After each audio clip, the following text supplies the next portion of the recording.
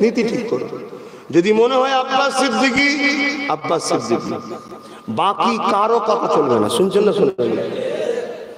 সবাইকে আমরা ভালোবাসবো, পীরের আওলাদ আলেম ওলামা ভালোবাসবো, উল্টা বসা লেনদেন কথাবার্তা একজনের সাথে নাই। একটা তরোয়ালের নিয়ামের ভেতরে দুটো তরোয়াল থাকে না, একটা খাপের মধ্যে দুটো তরোয়াল থাকে নাকি? ব্রেন খারাপ হয়ে যাবে। আর তা যদি মনে হয় আব্বাস সিদ্দিকী নয় তো আব্বাস সিদ্দিকী নয়, যাকে মনে হয় তাকে ধরো, নীতি একটা ঠিক করো। বহুত কঠিন পরিস্থিতি কিন্তু আসছে ভাইরা, আমি বেশি কিছু বলতে পারছি না, বেশি কিছু বলতে পারছি না অন্য কারণে, শুধুমাত্র আমার ছোট ভাই কথা বুঝে আসছে, সে কিছু আমাকে বলেছে, আমার কাছে কিছু রিকোয়েস্ট করেছে, বেশি কিছু বলছি না, এতটুকু বলে যাচ্ছি পরিস্থিতি খুব খারাপ আসছে। এই যে তুফান দেখছেন, এ নতুন নয়, এটা যেতে না যেতে আবার আসবে, আবার আসবে, আবার পেরেশান হয়ে যাবে মানুষ। তুমি আছো কোথা বন্ধু? আজকে বলে যাচ্ছি, টাকা থাকবে বস্তা বস্তা, খাবার পাবে না দুনিয়ার লোক। সেই ইউসুফ আলাইহিস সালামের জমানে একটা খরা হয়েছিল, জানো? ইতিহাস পড়েছো? ওই রকম খরা আসছে, তুমি আছো কোথা? খোদা ছেড়ে দেবে? খোদার খেয়ে আর বনের মোষ বেরিয়েছিলে, দাঁড়াও, সব মজা বুঝাবে পারে। তবে মোমেন যে হবে ভাই, তার সুফলে অসুবিধা, কারণ সে তো জানে আল্লাহ যাতে রাজি আমি যাতে রাজি। আম্মা জান খাতুনে জান্নাত 3 দিন খাইনি, অখুশি হয়েছিল। কিন্তু এইরকম কত খাতুন আছে, ফতেমা আছে, এবং হযরত ফতেমা 3 দিন খাইনি। হযরত ফতেমা এরকম কত ফতেমা আছে, একদিন খাওয়া না হলেই ব্যাস মাথা খারাপ।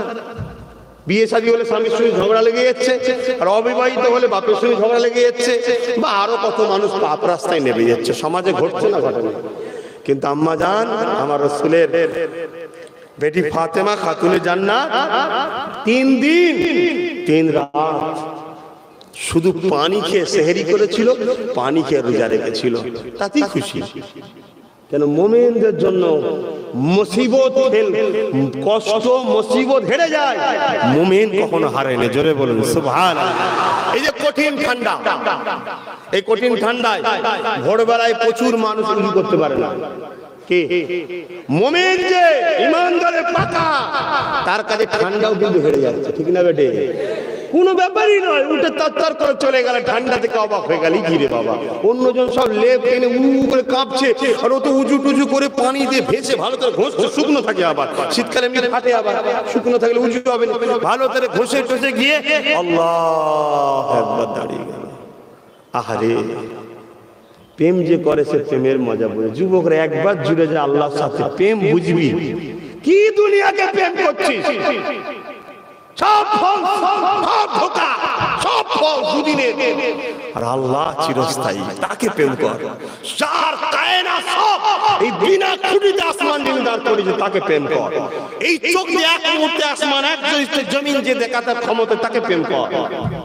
এই জবান কত সুন্দর কথা বেরোচ্ছে ফটাফট, কে সৃষ্টি করেছে, তাকে প্রেম কর।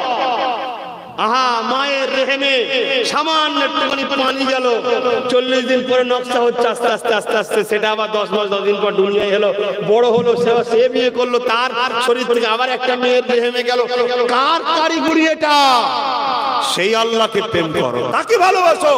ঘুরতে ফিরতে আল্লাহ আল্লাহ করো, দিবানা হয়ে যাও, একা বসে আছো আল্লাহ আল্লাহ করো, গান টান শুনুনি আল্লাহ আল্লাহ করো, কোরআন শোনো, কানে দিয়ে কোরআন শোনো, আস্তে আস্তে দেখবে তোমার দিল অটোমেটিক কাঁদবে, মন নরম হবে, চোখ দিয়ে পানি আসবে।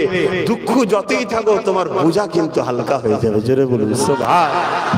তাকে প্রেম করো। আর তাকে যে প্রেম করতে গেছে, দুনিয়ার ইবলিশ তারই পিছনে লেগেছে। আর যে তাকে প্রেম করে না, ইবলিশ তাকে তো ডিস্টার্ব করে না। জানছি তো আমার খদ্দের আছে, একে দিয়ে লাভ নেই, চালাচ্ছে চালিয়ে যান, ওই ভালোটাকে ধরতে হবে। ওর পিছনে ইবলিশ অনেক লাগে, কথা বুঝে আসছে না? আর ইবলিশ কি ডাইরেক্ট আসবে না?